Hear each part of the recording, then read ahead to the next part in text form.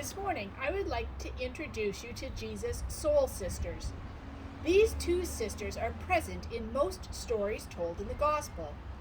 The soul sisters go about their business unnamed, yet they are the catalyst, the power, the strength, the agency in Jesus' stories.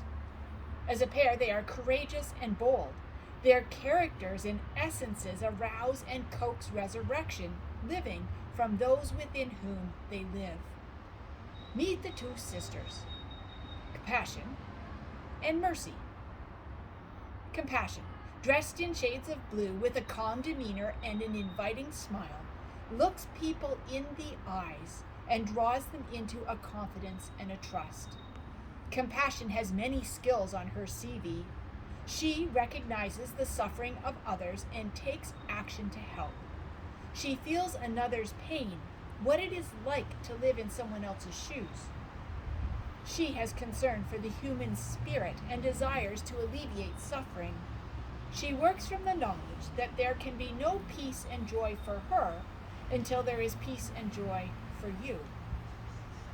Mercy, dressed in beige and ivories, accentuates and enhances her sister, Compassion. Mercy exudes a spirit that instantly makes people comfortable, sitting with anyone, everyone, and listening well.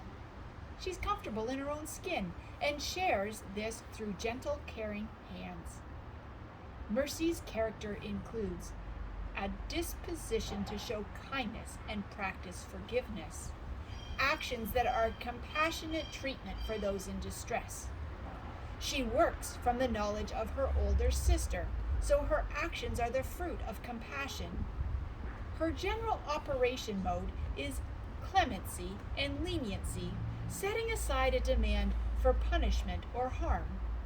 Her greatest joy is sharing compassion as a gift to those suffering and living without compassion.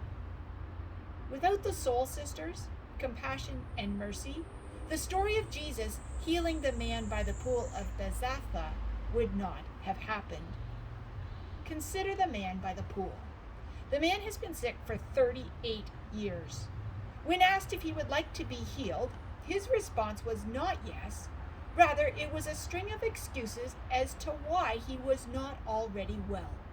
He blamed others who had made it to the water first, and blamed others who did not help him get there. The man, after being healed, walked away. No conversation, no thanks, no acknowledgement of the event, no statement of faith.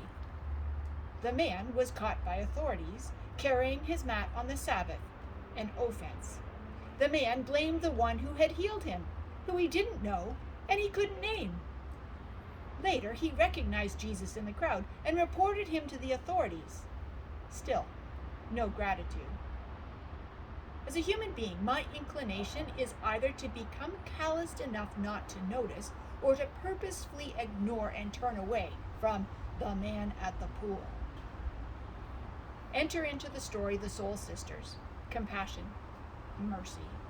Jesus is walking in the portico surrounded by sick people who are resting in the shade, waiting to get to the pool to be healed. As he is walking, Compassion nudges Jesus. Hey, this guy. Approach this guy and introduce me to him. Jesus listens, and through him, Compassion extends her inviting smile and looks directly into the eyes of the man. Mercy extends a gentle hand and raises her voice. Would you like to be healed? Jesus is hit with the man's defensiveness, excuses, and uncharitable blame thrown about. Hearing the reluctance of the man and wanting Jesus to not get discouraged, Compassion exudes calm to fill Jesus' spirit and warm his heart. Mercy steps forward to lend a hand and raises her voice. Arise! Compassion and Mercy, soul sisters, searched and found a man in bondage and desired to alleviate him from suffering. It was their courageous energy and bold enthusiasm that released the man. It was their faithful devotion and gracious love that resurrected wholeness and life. Compassion and Mercy bore the dissuading nature and disheartening attributes of the sick man. Forgiving the lack of faith, the lack of willingness, lack of agency, lack of ownership and responsibility, lack of recognition, lack of gratitude. The Soul Sisters embodied their essence through Jesus and gifted wholeness to the world. Compassion and mercy resurrected kingdom in that moment. This is good news. This is resurrection. I'm taking a course on emotional intelligence. The instructors continually ask participants to reflect on the connection of one's thoughts and emotions in relation to circumstances. The course offers resources to encourage using emotional intelligence to change one's perception, reaction, and the outcome of circumstances. Examples, like that of the man who was sick for 38 years, are given. Do you want to be made well? Or is it easiest to continue in bondage? Is it easiest to remain sick? Probably.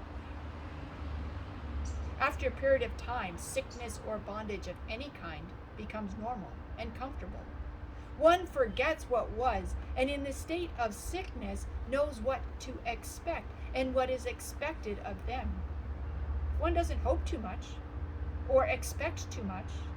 One is protecting themselves from further hurt. Whatever the bondage is becomes the person's identity. Consider the amount of energy, the immense amount of energy it would take to recreate oneself after 38 years.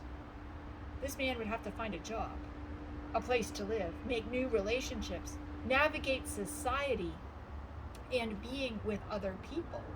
He'd have to figure out the marketplace, make decisions, and the list goes on and on. The prospect of being resurrected and whole is daunting. Sometimes we are in bondage, meaning we're not whole. We hold on to the past, live in the past, give up on the future, or put all our hope in a someday. We often miss living resurrected in the present moment because we fear that it is just too much work. Today's Easter text is clear that resurrection can surprise us, be gifted to us, and it matters not our willingness, our attitude, our faith, our recognition, or even our gratitude. The Soul Sisters come and lavishly give gifts of compassion and mercy, resurrecting God's kingdom one person at a time. American author and political activist Mary Ann Williamson wrote, "May we not succumb to thoughts of violence and revenge today, but rather to thoughts of mercy and compassion. We are to love our enemies that they might be returned to their right minds." Oh, that compassion and mercy would come among us, walk through this hurting world, that all might, through love, be returned to their right minds. Whether we are in bondage, waiting for compassion and mercy to visit, or striving to be a courageous Jesus follower, in whatever state of wholeness, may we open ourselves to the presence and work of the Soul Sisters, compassion and mercy. In Jesus' name.